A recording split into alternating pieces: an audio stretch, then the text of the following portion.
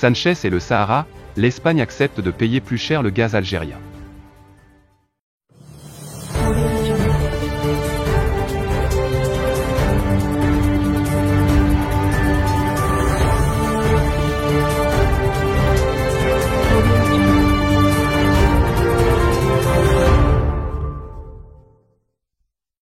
Suite aux menaces proférées par le PDG de la Sonatrach, le gouvernement espagnol accepte de payer plus cher le gaz algérien.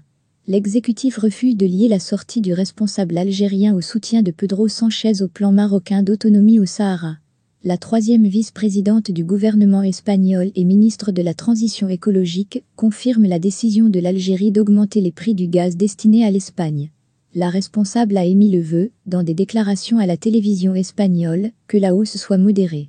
Teresa Ribera a souligné que les négociations avec la partie algérienne prennent généralement beaucoup de temps, et d'ajouter que l'exécutif espère la conclusion d'un accord dès que possible.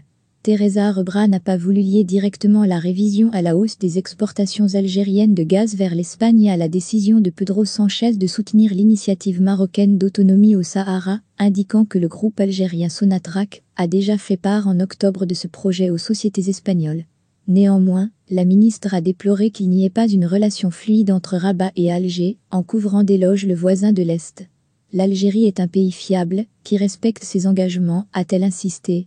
Mardi, le ministre des Affaires étrangères, José Manuel Albares, a joué la même partition, se félicitant que l'Algérie a toujours honoré ses engagements. L'impact du facteur politique met en garde le PDG de Naturgy. Des messages destinés à rassurer la partie algérienne. Une ligne politique que ne semble pas partager le PDG du groupe gazier Naturgy, Francisco René.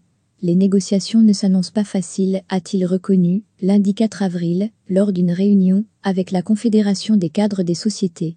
Dans son intervention, il a surtout mis en garde contre le facteur politique dans le cours des discussions avec la partie algérienne. Toute indication politique dans les décisions algériennes a beaucoup plus d'impact que dans une négociation entre entreprises privées, a-t-il ajouté, rappelant au passage que la Société algérienne des hydrocarbures est un groupe public.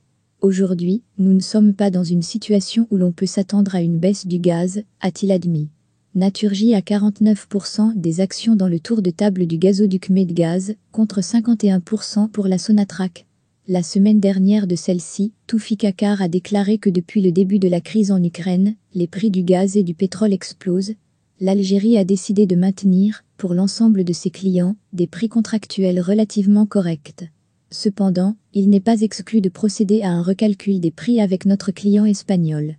Suite à ces menaces, le porte-parole de la direction du Parti socialiste ouvrier espagnol, le député Felipe Sicilia a estimé que la négociation des prix est normale, car il y a des contrats qui sont arrivés à expiration, des prix doivent être renouvelés, et il y a un contexte international de hausse des prix. Il est logique que, dans ce contexte, considérer que les nouveaux contrats peuvent avoir d'autres prix. En riposte à l'appui de Pedro Sánchez au plan marocain d'autonomie au Sahara, l'Algérie a décidé de privilégier l'Italie comme centre névralgique du gaz dans le sud de l'Europe au détriment de l'Espagne. Depuis, il y a eu des entretiens téléphoniques, le 1er avril, entre le président Abdelmajid Tebboune et le Premier ministre italien, Mario Draghi. Un échange ayant balisé la voie à la visite, le 3 avril, à Alger d'une délégation de la Société italienne des hydrocarbures. Draghi est attendu, le lundi 11 avril, dans la capitale algérienne, pour sceller cette proximité entre les deux.